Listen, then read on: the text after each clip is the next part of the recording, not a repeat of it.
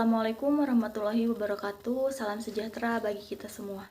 Yang saya hormati Bapak Dr. Haji Deden Komar Priyatna, ST, SIPM, MCHRA selaku Rektor Universitas Winaya Mukti, Ibu Dr. Hajah Wina Roswina, SEMM, CPM selaku Dekan Fakultas Ekonomi dan Bisnis Universitas Winaya Mukti, Ibu Kartika Pratiwi Putri, SE, MAK selaku Ketua Program Studi S1 Akuntansi, Ibu Dr. Anissa Fitri Anggraini selaku dosen pembimbing magang Universitas Winaya Mukti.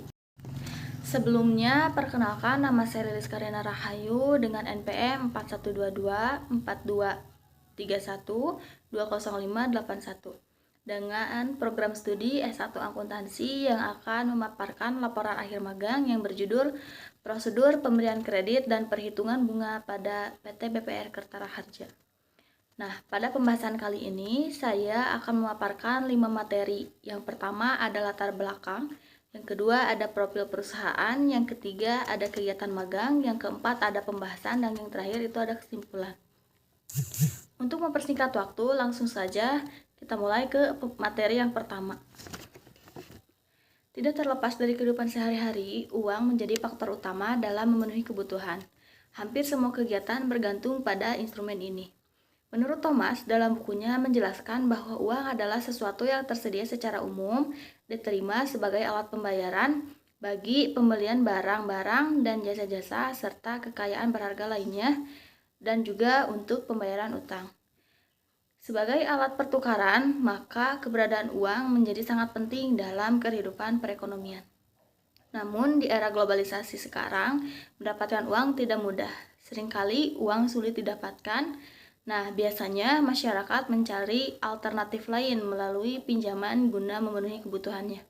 Namun, pada prosedurnya, pemberian kredit bagi nasabah akan dikenakan bunga pinjaman yang akan menjadi pendapatan bunga bagi bank. BPR Kertara Harja didirikan melalui Peraturan Daerah Kabupaten Bandung Nomor 29 Tahun 2012 tanggal 3 Agustus 2012 dan Peraturan Daerah Nomor 16 Tahun 2014 tentang perubahan nama dan bentuk badan hukum perusahaan daerah Bank Perkreditan Rakyat Kabupaten Bandung menjadi perseroan terbatas Bank Perkreditan Rakyat Kertara Harja.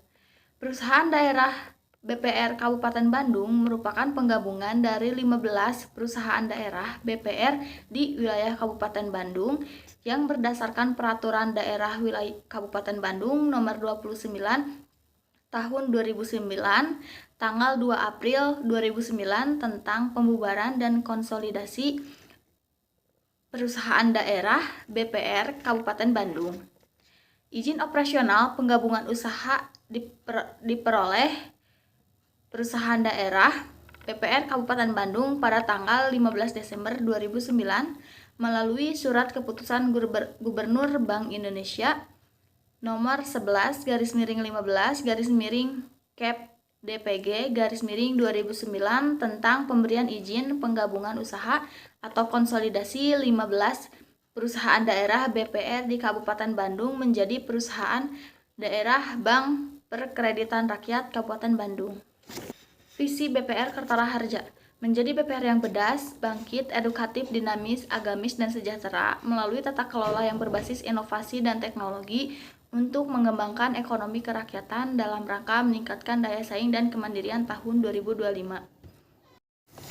Misi BPR Kertara Harja pertama, membangkitkan dan mewujudkan perekonomian masyarakat yang berdaya saing dengan akses layanan menguntungkan.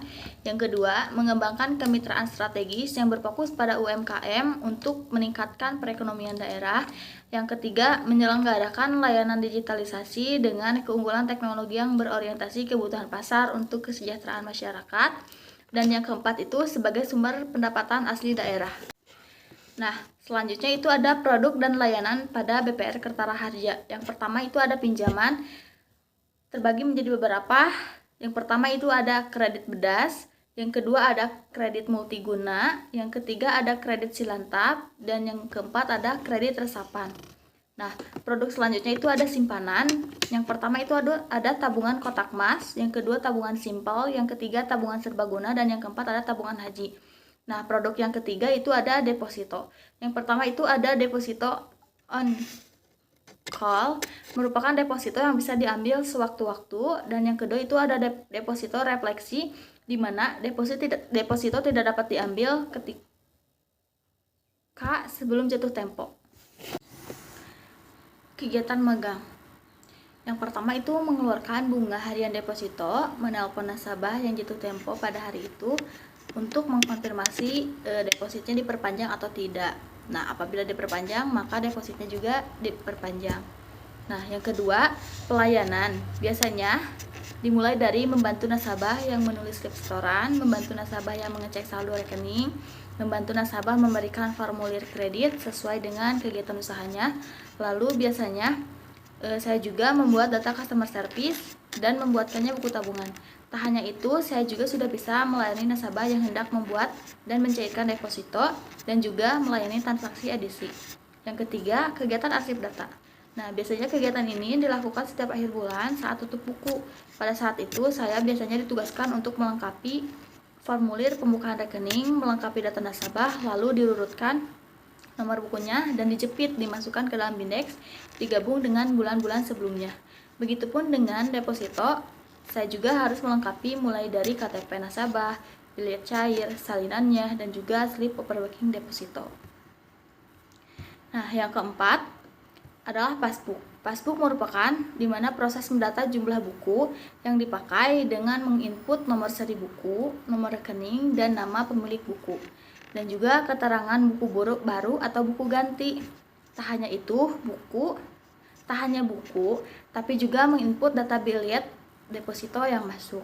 Dan yang terakhir itu morning briefing, merupakan sesi pelaporan kredit dan angsuran yang masuk yang disampaikan oleh admin kredit, juga informasi tambahan dari pimpinan cabang, kasih kredit, dan kasih umum. Disambung dengan tanya jawab dan ditutup dengan doa dan yel-yel. Materi yang keempat itu pembahasan. Nah, prosedur kredit itu terbagi menjadi beberapa. Yang pertama itu ada pengisian formulir kredit. Pada bagian ini nasabah harus mengisi formulir pengajuan dengan format data diri, jenis pekerjaan, agunan, dan jumlah pinjaman yang diajukan. Yang kedua itu pemberkasan. Nah, setelah nasabah mengisi formulir, segala jenis persyaratan dikumpulkan mulai dari data diri, data keluarga, slip gaji, rekening listrik, dan formulir pengajuan, lalu berkas disampaikan ke kantor. Yang ketiga, proses slik OJK. Nah, pada proses ini, riwayat kredit nasabah dicek. Ini digunakan untuk menilai kelayakan kredit nasabah dan juga sebagai alat pengambilan keputusan perusahaan.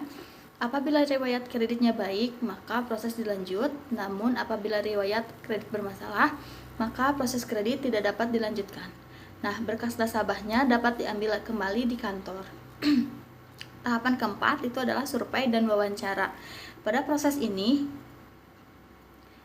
analis mewawancarai calon nasabah mengenai data pekerjaan, pendapatan nasabah, juga survei langsung ke tempat tinggal nasabah untuk melihat barang atau rumah yang dijadikan sebagai agunan. Nah, setelah proses itu, maka selanjutnya analis menganalisis.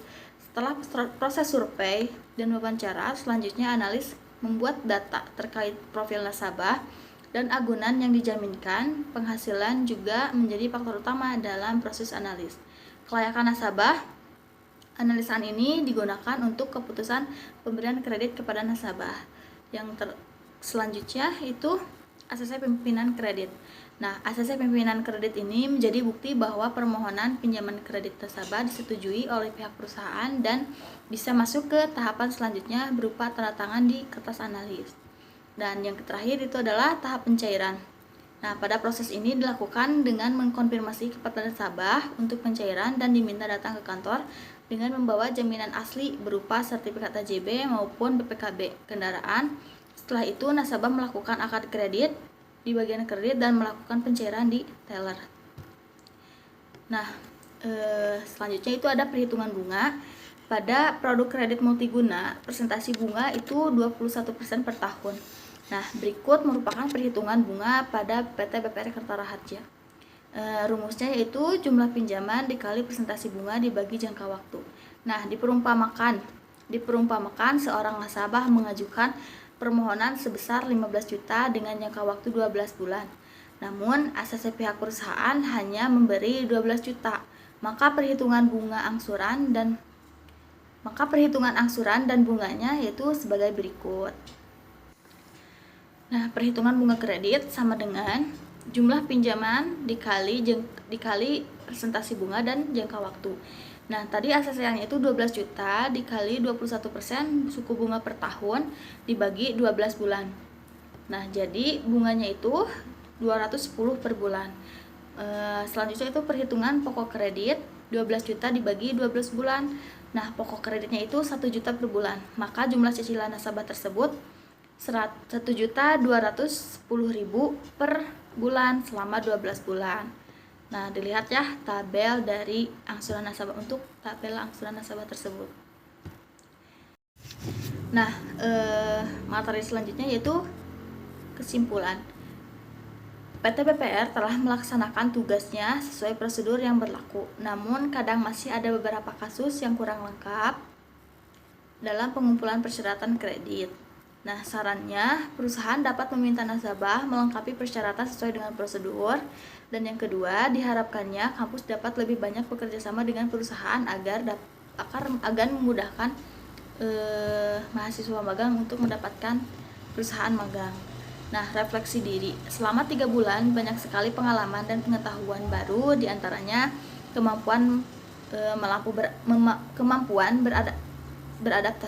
beradaptasi, yang kedua melatih komunikasi, yang ketiga melatih tanggung jawab dan disiplin, dan yang keempat meningkatkan keterampilan.